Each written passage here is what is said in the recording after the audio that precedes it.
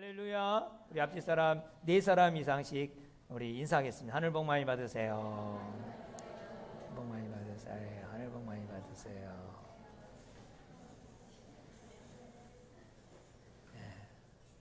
복을 빚는 사람은 복을 받을 줄 믿습니다. 오늘은 이제 성령 강림 인질인데요.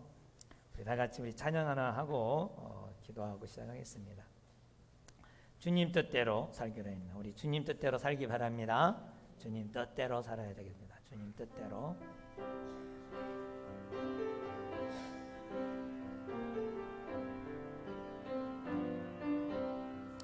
주님 뜻대로 살기로 했네. 주님 뜻대로 살기로 했네.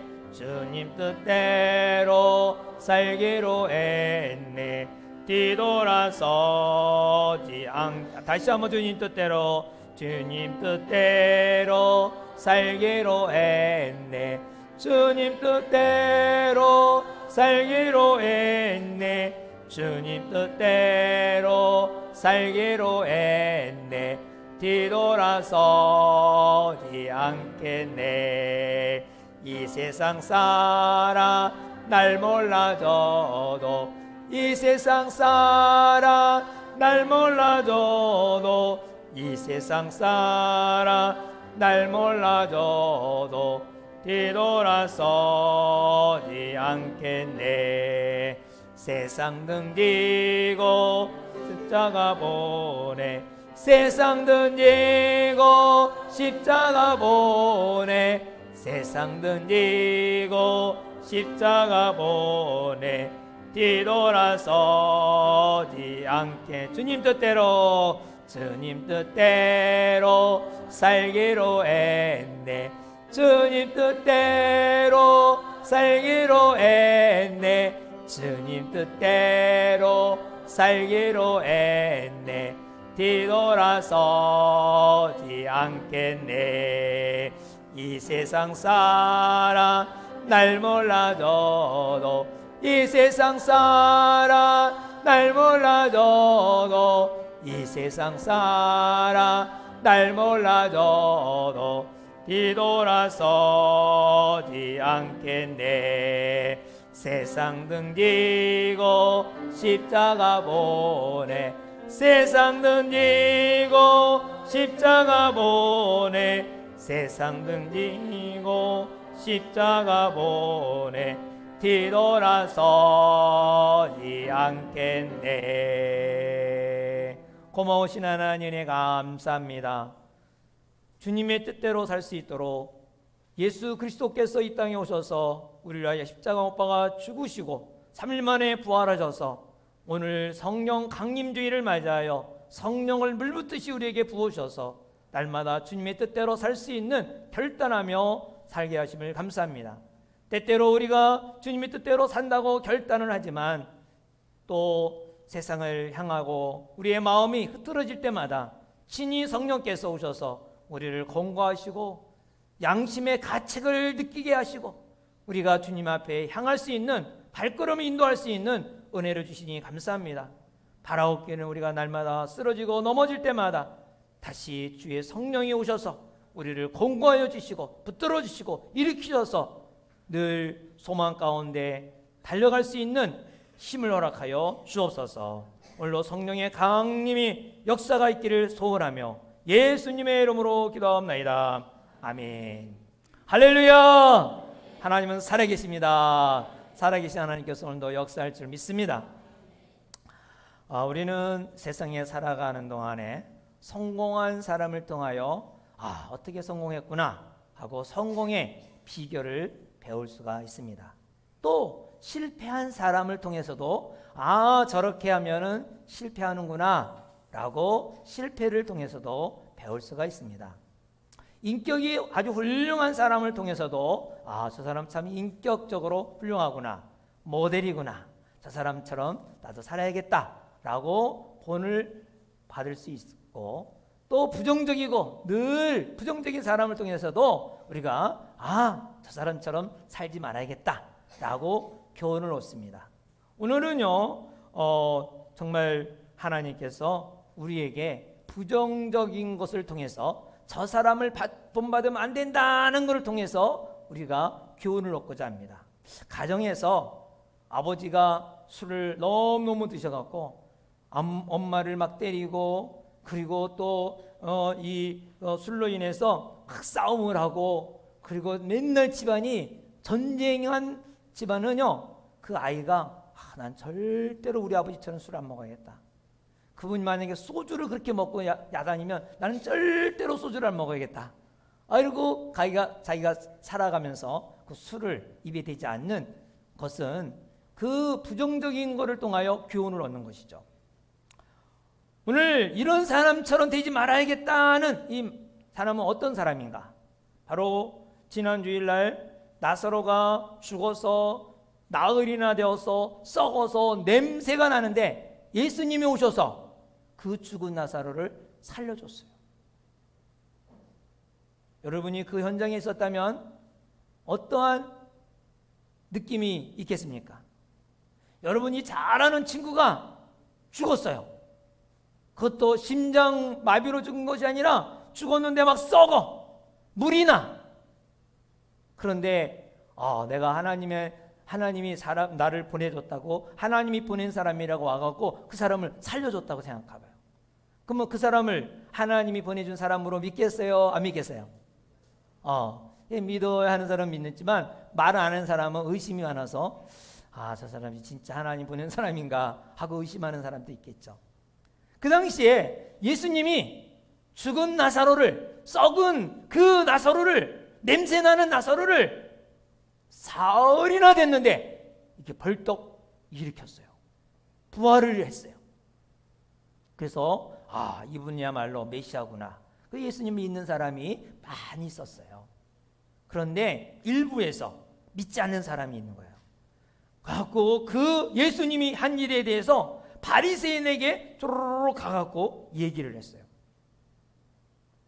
바리새인은 어떤 사람이냐? 예수님을 미워하는 사람이에요. 예수님과 적대 관계에 있는 사람이에요. 그런데 예수님과 적대 관계된 사람에게 예수님이 이런 일을 했다고 말하는 것은 무슨 말인가 하니 바로 부정적인 태도를 행한 것이죠. 자기도 믿지 않냐고, 그리고 일로 고자질을 하는 사람이죠. 그런데 이걸 보면서 사람은 기적과 체험을 한다고 해서 예수를 믿는가? 그렇지 않다는 거예요. 기적을 많이 볼수록 오히려 안 믿는 게 더 많아요. 예수님은 이 땅에 오셔서 얼마나 많은 기적을 행했어요. 그런데도 불구하고 그 당시에 있는 사람들이 다 예수 믿었나요? 그 4세기부터 그 예수님 돌아가실 때까지의 그 살았던 사람들이 다 예수 믿었어요? 아니에요. 얼마나 많은 기적을 했어요. 눈먼 사람을 낫게 하고, 안진뱅이를 일으키고, 곱추를 바로 피고, 그냥 문둥병도 낫게 하고, 얼마나 많은 기적을 행하는지 몰라. 그런데 예수를 다 믿질 않았어요. 그 예수님이 이런 말씀을 했어요. 마태복음 11장 23절에 보면은 네게 행한 모든 권능을 소돔에서 행하였더라면 그 성이 오늘까지 있었을 것이라. 소돔성이 얼마나 죄악이 관영해요. 그런데 그 하늘에서 불똥이라 유황 다 나와서 다 없어졌잖아요. 지금도 거기 가면 유황 있어요. 지금도 거기에는 사람이 살지 않고 그냥 유황덩이 그런 것들이 자리가 아직도 있어요. 근데 예수님 말씀이 이런 내가 이렇게 행한 기적을 그 소돔성에서 만약 했다면 소돔성 사람들이 지금까지도 그 성이 존재했을 것이다 라는 말은 그만큼 기적을 많이 행했다는 말이죠. 당시에 많은 사람들이 이 기적을 봤지만 믿질 않았어요. 근데 예수님 다음으로 기적이 많이 일어날 때가 있었어요. 언제죠? 모세 시대예요. 모세는 10가지 재앙을 베풀고 이스라엘 백성들을 애굽에서 탈출시켜서 데리고 나오는 동안에 앞이 홍해가 막혔잖아요. 또 홍해를 그 이스라엘 백성들이 딱 보는 눈앞에서 홍해가 쫙 갈라졌어요. 이거 얼마나 놀라운 기적이에요. 그리고 눈으로 본 것만이 아니라 이스라엘 백성들이 그 홍해를 쫙 건너갔어요. 그 메마른 땅을. 양쪽에는 뭐가 있어요? 물이 있어요. 물이 있는 가운데 그걸 쫙 건너간 거야. 아마 제가 보기에는 양쪽에 막 고기들이 붕어나 메기나 뭐 그런 것들이 막 놀았을 것 같아요.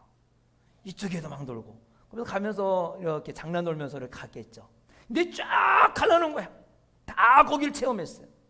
목마를 때는 반석을 쳐서 물을 콸콸콸 쏟아지는 물을 먹었어요. 배고플 때는 하늘에서 만나를 매일같이 내려준 걸 먹었어요. 메추라기를 먹었어요. 매일같이 기적을 체험하는데 하나님을 잘 믿었나요? 안 믿었어요. 안 믿었어요. 그래서 하나님이 얼마나 화가 나는지 몰라. 진노를 하셨어요. 그래갖고 너희들 이 기적을 본 사람들은 다 죽기까지 그 가나안 땅, 약속의 땅에 들어가지 못한다. 그래갖고 38년 동안 가데스반에서 다 죽었어요. 기적을 체험한 사람들은 다 죽고 기적을 체험하지 못한 사람들은, 그리고 어린아이가 가서 죽고 뭐 그런 사람들은 다 거기 가나안 땅을 들어가게 되었어요. 여러분, 혹시 여러분 가운데 내가 기적을 보면 내가 하나님 믿겠다, 기적을 보면 내가 열심히 교회 다니겠다, 뭐 증거가 있으면, 그렇게 생각하는 사람은 지금 접으세요.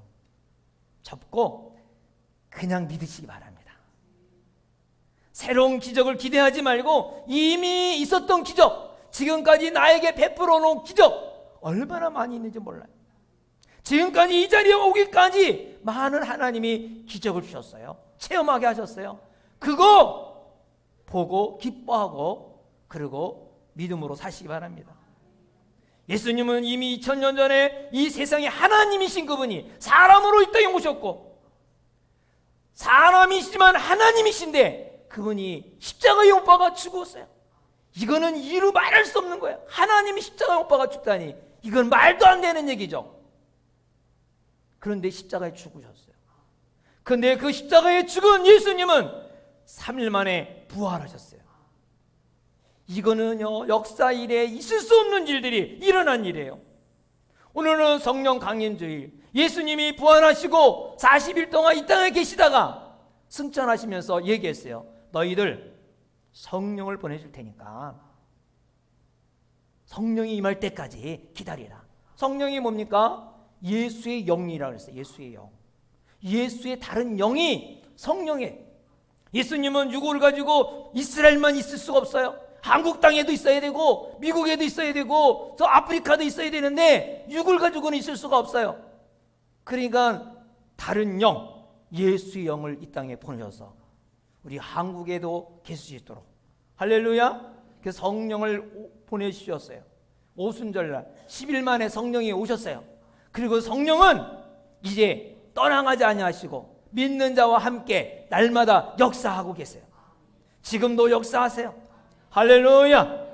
그래서 우리는 이 부활 사건을 목격한 사람도 있었고, 부활을 증거하다가 순교한 사람이 있었고, 그리고 그 부활의 사건에 이 성경책에 기록된 것을 보면서 우리는 다른 기적이 일어나야만이 예수를 믿겠다고, 다른 기적이 일어나야만이 내가 열심히 교회 다니겠다고, 그런 생각은 접고 지금까지 베풀어 주신 은혜, 지금까지 베풀어 주신 기적을 우리는 믿고 기뻐하시기 바랍니다. 예수님이 부활한 것은 2000년 전의 사건만이 아니라 오늘도 우리와 함께하기 위해서, 우리와 함께 역사하시기 때문에 많은 사람들이 간증하지 않습니까? 주님이 나와 함께 하셔서 정말 이런 일이 있었다고 해야 하네요. 간증하는 사람이 뭐 맨날 IQ가 뭐 낮은 사람들이에요? IQ 2자리 사람들이에요? 아니에요. 그 간증하는 사람들 보면은 물론 IQ 2자리 수도 있겠지만은 아주 정말 공부도 많이 하고 그리고 아주 과학이 능통한 사람들, 그런 사람들이 정말 경험을, 하나님이 함께 하심을 고백해요.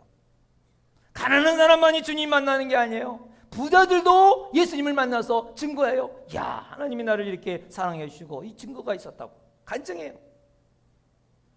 그러므로 우리가 혹시 기적을 봐야만이 예수 믿겠다는 사람은 새로운 기적이 아니라 지금까지 베풀어 주신, 나를 만나주고 역사하신 그 역사를 기억하며 감사하며 믿음으로 살기 바랍니다. 믿음을 없는 사람만 아니라 어떤 사람은 믿음이 있어도 의심하는 사람이 많아요. 기도를 하잖아요. 기도 제목을 막 기도를 하면 응답이 없으면 마음 가운데 의심이 있는 거야. 막 흔들리는 거야. 그래서 이제 하나님께 딜을 해요. 이것을 응답하시면 이제는 절대로 흔들리지 않냐고 하나님 잘 믿겠습니다. 그리고 막 이번만은 응답해달라고 간절히 기도하죠. 하나님은 응답해줘야 안 해줘요? 하나님은 사랑이 많으시고 은혜가 많으셔서 꼭 응답해줘요. 네, 응답해줍니다. 그런데 또 어려움을 당하는 거야. 그러면 또 이 사람이 흔들려 안 흔들려요? 또 흔들려요. 또 흔들려요. 그러니까 기적을 체험한다고 해서만이 흔들리지 않는 믿음이 아니에요. 꼭 기적을 보여줘만이 믿는 게 아니에요. 우리는 이미 베풀어 주신 은혜를 생각하고 축복을 기억하며 믿음의 생활을 하기 바랍니다. 하나님이 약속하셨어요. 뭐라고 약속했습니까? 누가복음 11장에 보면은 너희가 악할지라도 좋은 것을 자식에게 줄 줄 알거든 하물며 너희 하늘 아버지께서 구하는 자에게 성령을 주시지 않겠느냐. 구하는 자에게 주시겠다는 거예요. 그렇기 때문에 내가 꼭 응답 받으면 믿겠습니다 라고 하지 말고 하나님께서 주신 약속, 하나님이 주신 이 약속을 붙들고 믿음 생활을 하기 바랍니다. 하나님은 살아계십니다. 하나님은 전능하신 분입니다. 구하는 자에게 응답 주시는 주님이십니다. 구하는 자에게 베풀어 주십니다. 그러므로 여러분 기적을 체험하고 나서 뭐 믿으려고 그러지 말고 앞으로 더 잘 될 것이라고 믿음을 가지고 기뻐하며 나가기 바랍니다. 썩은 나사로가 살아난 이 기적을 보고도 안 믿은 사람, 그 사람은 이 예수님과 반대되는 바리새인에게 46절에 보면 가서 예수님의 하신 일을 알렸다라고 했습니다. 이 바리새인은 경건주의자입니다. 바리새인은요 왜 경건주의자가 됐느냐? 이스라엘 나라가 복받을 수 있는 길은 솔로몬과 다윗과 같은 영화로운 부귀와 영화를 누릴 수 있는 길은 정치도 안 되고 경제적으로 안 된다. 하나님이 복을 주셔야 된다.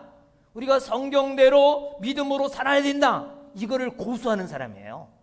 그래서 어떻게든지 성경대로 살고 어떻게든지 믿음으로 살아야겠다 하는 사람이에요. 그래서 하나님께서 어떤 사람에게 복을 주시냐? 신앙으로 사는 사람에게 복을 주신다는 그런 생각을 가지고 있는 사람이 바로 바리새인들이에요. 이런 사람에게 가서 예수님이 나사로를 살렸다고 얘기한 거예요. 그러면 이 바리새인은 어떻게 되겠어요? 이야, 드디어 우리가 기대하던 누가 메시아가 왔구나. 그분을 만나러 가야 된다. 우리가 딱 가야 되는데 이 소식을 듣고 회의를 해요. 회의합니다. 47절에 보니까 이에 대제사장들과 바리새인들이 공회를 모으고 이르되 이 사람이 많은 표적을 행하니 우리가 어떻게 하느냐. 이 엄청난 기적을 보고도 믿지 않는 이유가 무엇입니까? 왜 이렇게 걱정하고 회의를 할까요? 회의도 잘 해야 되겠지만 여러분 회의보다는 먼저 믿음의 역사가 있기 바랍니다. 네. 이 사람들이 회의가 한 내용은 걱정하고 염려하는 내용은 뭐냐면 48절이에요. 만일 그를 이대로 두면 모든 사람이 그를 믿을 것이요 그리고 로마인들이 와서 우리 땅과 민족을 빼앗아 가리라. 지금 로마인에 의해서 식민지 생활을 하고 있어요. 이스라엘 나라는요. 그런데 로마에서 이스라엘 사람들에게 자치권을 줬어요. 자유를 줬어요. 그냥 뭐 이렇게 마음 놓고 살 수 있도록. 다시 말하면 중국에 살고 있지만 저기 길림성이나 거기를 올라가면 어떻게 해요? 거기 자치권을 줬잖아요. 그래서 우리 한글이 먼저 간판에 적혀 있어요. 중국어가 간판이 먼저가 아니라 한글이 먼저 딱 써 있고 밑에다가 중국어로 써놨어요. 그래서 중국어 중국 땅에 한국 자치권을 주는 거죠. 한국인들. 그래서 한국 학교도 있고 한국어도 가르치고 그러면서 이 중국 땅 안에 그 자치권을 주는 거예요. 그와 같이럼 이스라엘도 비록 유대 로마 사람들이 지배를 받지만은 그러나 유대인의 정체성, 제사도 지내고 뭐 그 문화를 그대로 살 수 있도록 자유를 줬어요.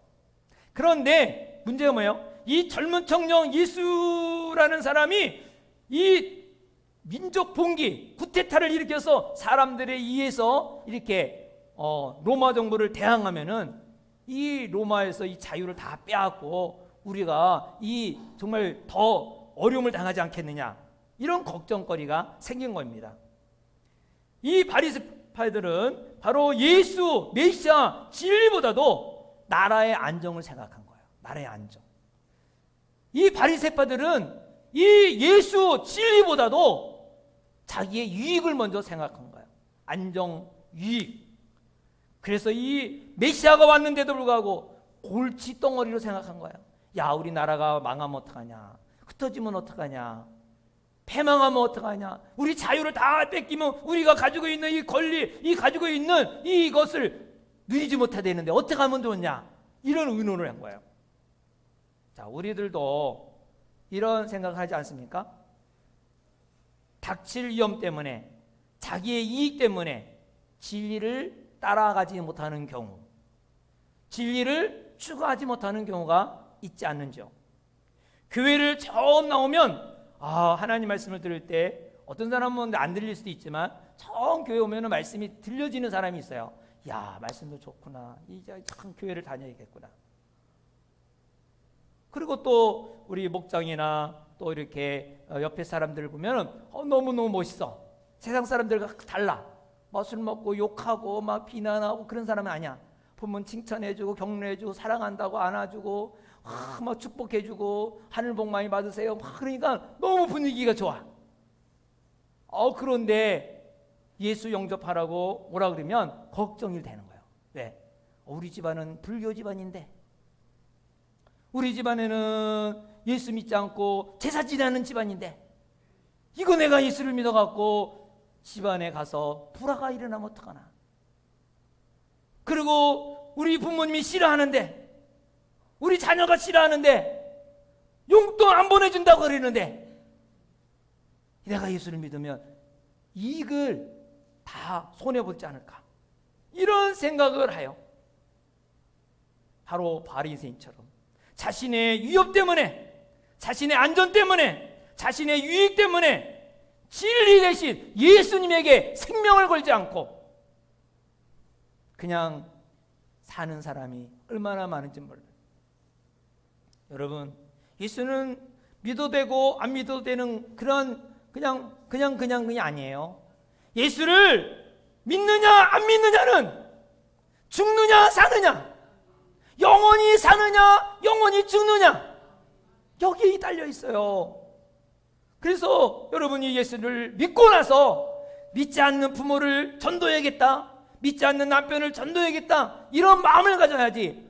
내가 예수 믿어가고 집에 가서 핍박받으면 어떡해, 자녀들한테 용돈도 못 받으면 어떡해, 이렇게 자기의 유혹과 불이익 때문에 포기하는 일이 있으면 되겠습니까? 사랑하는 여러분, 진리를 위해서, 예수를 위해서 가감한 결단이 있기 바랍니다. 예수 믿는 것이 세상에서 마음 조금 편안하고 조금 우아하게 인격적으로 좀 존경받는 그런 사람이 되기 위해서 예수 믿는 건 아닙니다. 물론 그것도 필요하죠. 그러나 예수 믿는 것은 영생입니다. 영생. 영원히 사느냐 영원히 죽느냐. 할렐루야. 오늘 결단할 때 예수 믿는 역사가 있기 바랍니다. 49절에 보면 그 중에 한 사람, 그의 대제사장인 가야바가 그들에게 말하되 너희가 아무것도 알지 못하는도다. 가야바는 대제사장이에요. 가야바는 사두개파에 속한 사람이에요. 사두개파와 바리새파는 원수지간이에요 원래. 그런데 바리새파와 사두개파는 서로 사상이 달라요. 바리새파는 초능력도 믿어요. 부활도 믿어요. 그런데 사두개파는 그런 거 안 믿어요. 지성인이에요. 현실적이에요. 그래서 정치와 타협하고, 그리고 항상 지적인 것을 추구해요. 그래서 항상 모든 정치적인 위치, 그런 위치에 하이 클래스에 올라가 있어요. 그래서 이 사두개파들은 공부도 많이 했고 돈도 많고 힘도 있는 사람들. 이 가야바 대제사장은 서기 18년부터 36년까지 무려 18년이나 대제사장직을 했어요. 예수를 잡는 빌라도가 파면당할 때에 같이 대제사장직을 그만두게 됐습니다. 가야바는 빌라도와 밀착해서 어떻게든 돈을, 정치 자금을 대주면서 그 파면 당할 때까지 계속 유지했던 사람이에요. 이렇게 바리새인과 사두개인들은 암숙이었지만 서로 협조해서 예수를 어떻게 할까 이렇게 의논을 했어요. 그럴 때에 그 가야바가 이 말을 한 거예요.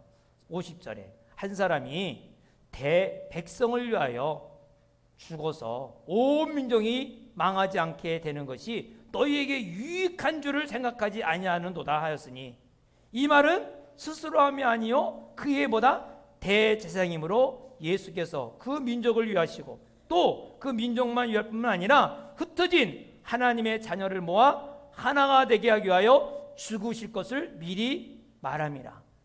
대제사장은 어떤 사람이냐? 하나님의 뜻을 전파하는 직분을 가진 사람이에요.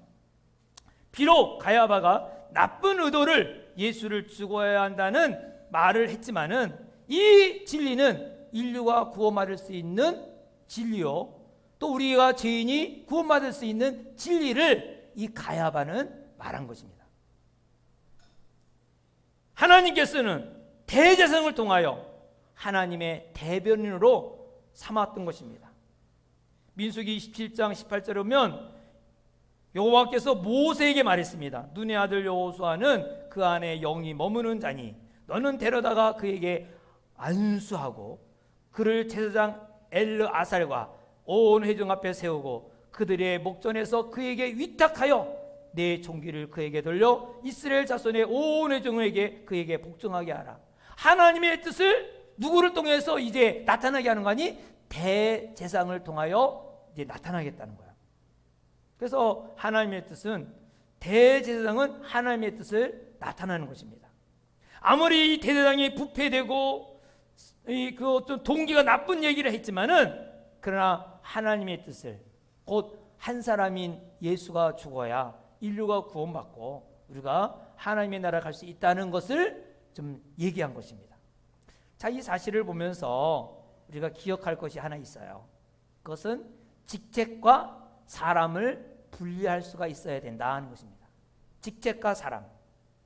우리 모두가 생각하는 일이지만 교회에서 막 싸우고 그럴 때 이제 목사님에 대해서 별로 기분이 안 좋을 때가 있어요.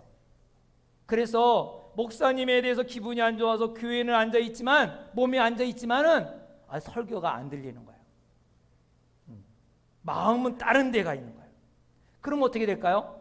교회 와서 하나님 말씀을 듣지 않고 집에 가면은, 그 다음에 영적으로 메마르면, 영적으로 공허하면 그때부터는 어떻게 됩니까? 삶이 공허해져요. 영이 죽으면 범사가 다 죽는 거예요. 그래서 우리가 직책과 이 사람을 구분해야 돼요. 정치적으로 나쁜 동기로 말한 이 가야말을 통하여 하나님의 예언을 말했다면, 비록 인격적으로 모자라고 또 동기가 순수하지 않다 할지라도 하나님의 말씀 그 자체는 그대로 우리가 듣고 그 말씀대로 살아야 된다는 것입니다. 비록 실망하는 설교자 할지라도, 어떤 그 목사님 너무 무슨 죄를 짓고 그러고 나서부터 어떤 그 서점에 그냥 그 사람의 책들이 다 빠져나갔더라고요. 책을 살려니까 살 수가 없어. 그렇게 유명했던 사람인데 무슨 이렇게 했다고 그냥 다, 아니 그 책을 구할 수도 없을 정도로 다 빠져나가더라고요. 왜냐하면 사랑과 직책을 구분하지 않는 결과죠. 근데 예수님이 구분해야 될 것을 얘기하고 있어요. 마태복음 23장 2절부터 3절에 보면 서기관들과 바리새인들이 모세의 자리에 앉았으니 그러므로 무엇이든지 그들이 말하는 바는 행하고 순종하라는 거예요. 그들이 말하고 그 자리에 앉아서 말하는 것은 순종해라. 그리고 지켜라. 그러나 그들이 하는 행위는 본받지 말라. 가식적이고 외식적이고 그런 것들은 본받지 말라. 바울도 말했어요. 바울이 감옥에 갇혔을 때 빌립보 교회에서 이런 일이 있었어요. 복음은 기쁨으로 전해야 되고 예수에 대한 그 뜨거운 열정을 가지고 전해야 되는데 그렇게 하지 않았어요. 그 바울이 빌립보서 1장 14절 보면은 어떤 이들이 투기와 분쟁으로, 어떤 이들은 착한 뜻으로 그리스도를 전파하니 이들은 내가 복음을 변증하기 위하여 세우심을 받은 것을 알고 사랑으로 하나 그들은 나의 매임에 괴로움을 더하게 할 줄로 생각하여 순수하지 못하게 다툼으로 그리스도를 전파하느니라. 그러면 무엇이냐? 거칠이로 하나 참으로 하나 무슨 방도로 하든지 전파되는 것은 그리스도니 이로써 나는 기뻐하고 또한 기뻐하리라. 무슨 말이죠? 사랑과 직책을 구분하라는 거예요. 하나님 말씀이 들려질 때 그걸 사람을 의식하지 말고 먼저 하나님 말씀을 들어서 나의 양식으로 삼아서 그걸 살라는 것이죠. 이게 구분이 안 되면 신앙생활을 제대로 할 수가 없습니다. 기분이 나쁘면 설교 안 들으려고 그러고 그 사람이 인격이 못 되면 아예 교회를 안 나가려고 그러고 그런 경우가 많아요. 어떻게 그렇게 설교를 들을 수 있어요? 난 그런 사람들하고 상대하고 싶지도 않아요. 귀에 들려지지도 않아요. 근데 구분을 안 해서 그래요.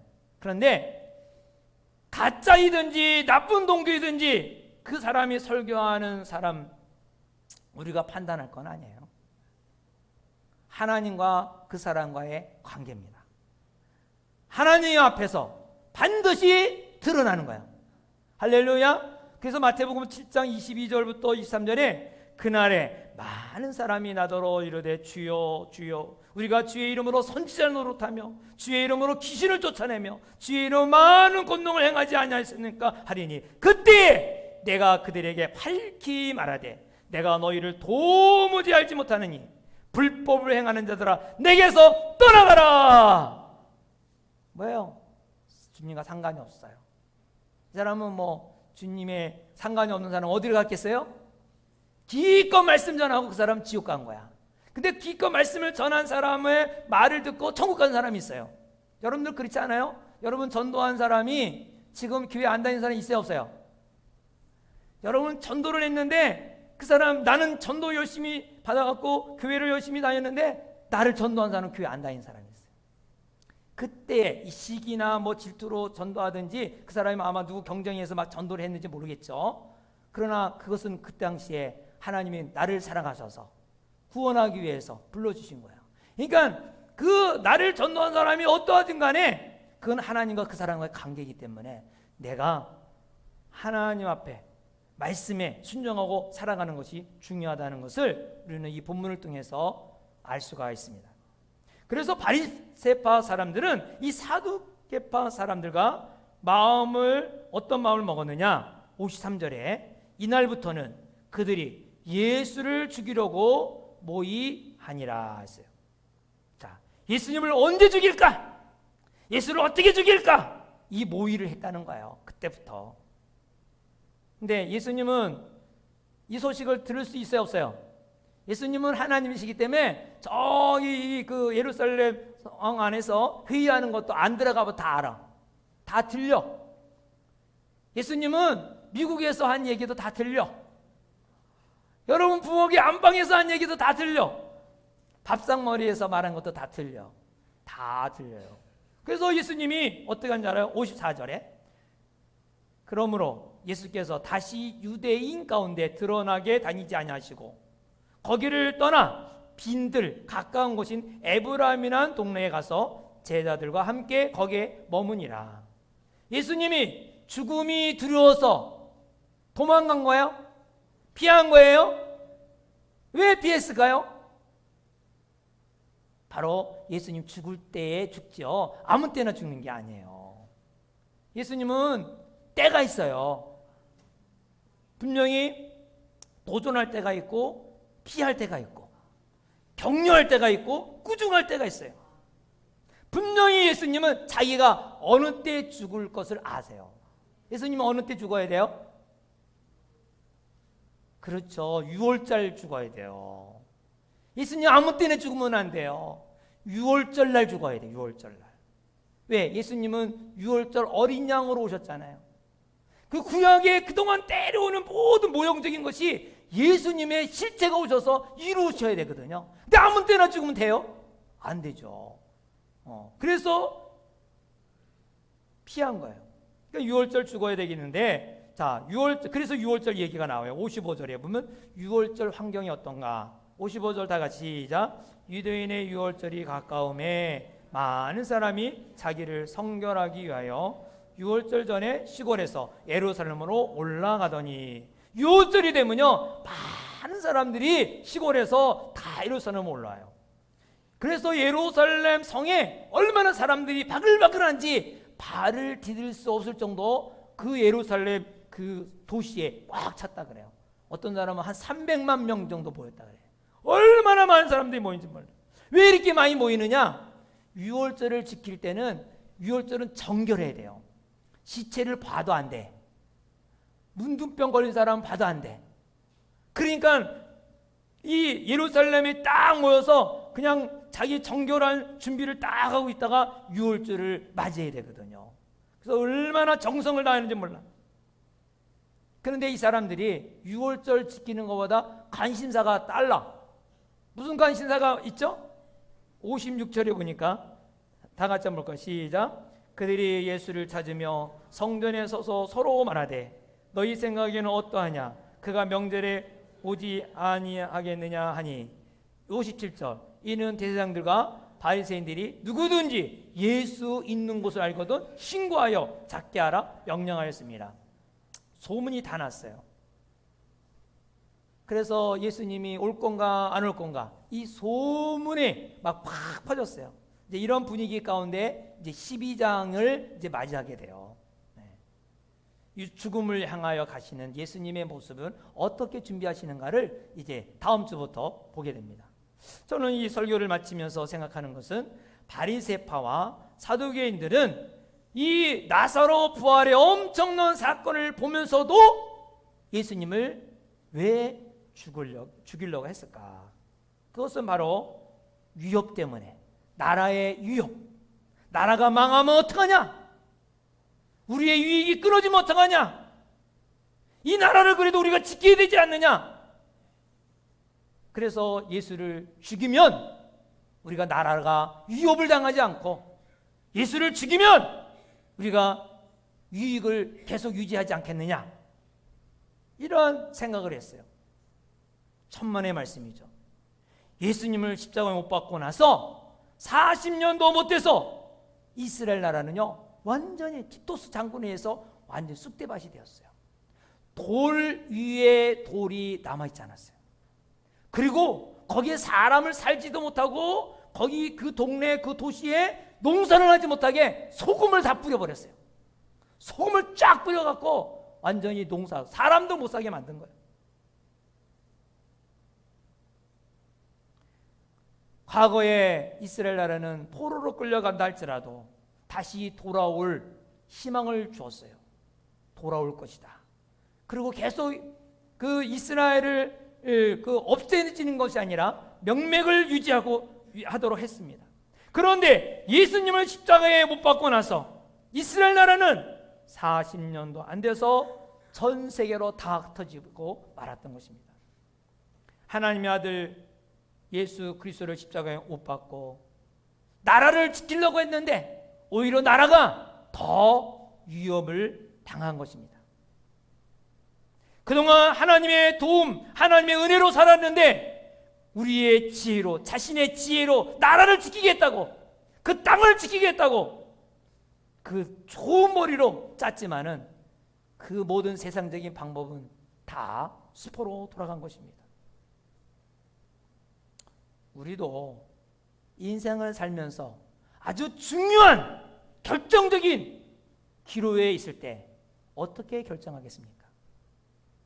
내가 하나님의 말씀을 쫓느냐, 아니면 세상을 쫓느냐, 하나님 말씀에 순종하느냐, 세상의 지혜를 따라가느냐.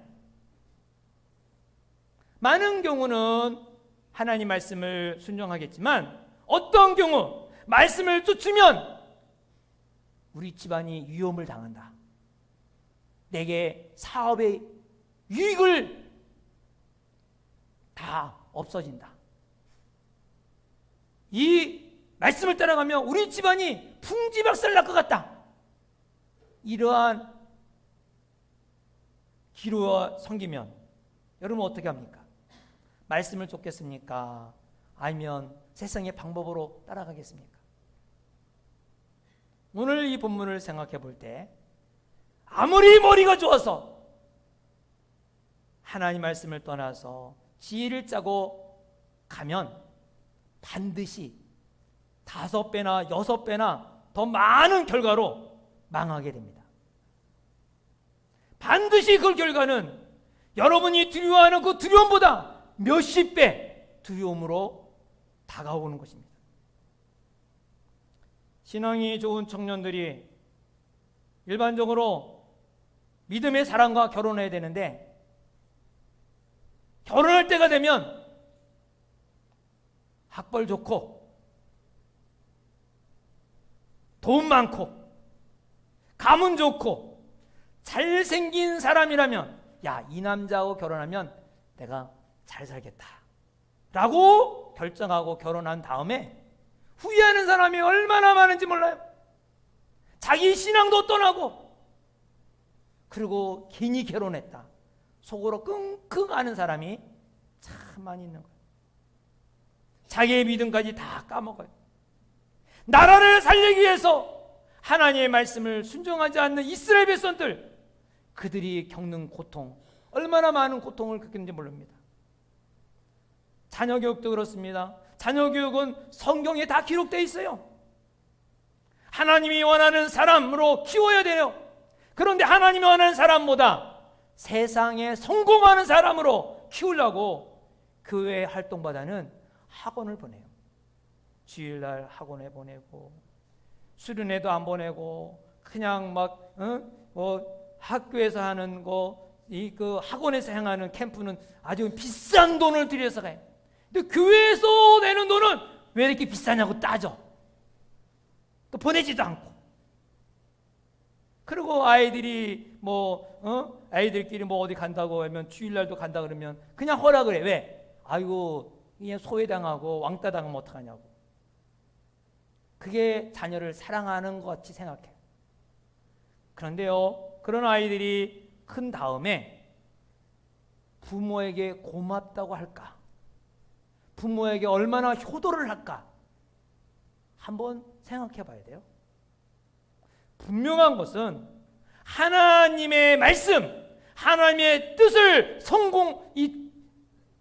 선택하는 것이 바로 자녀 교육의 성공입니다. 세상적인 방법은 반드시 재난을 닥치게 되어 있는 것입니다.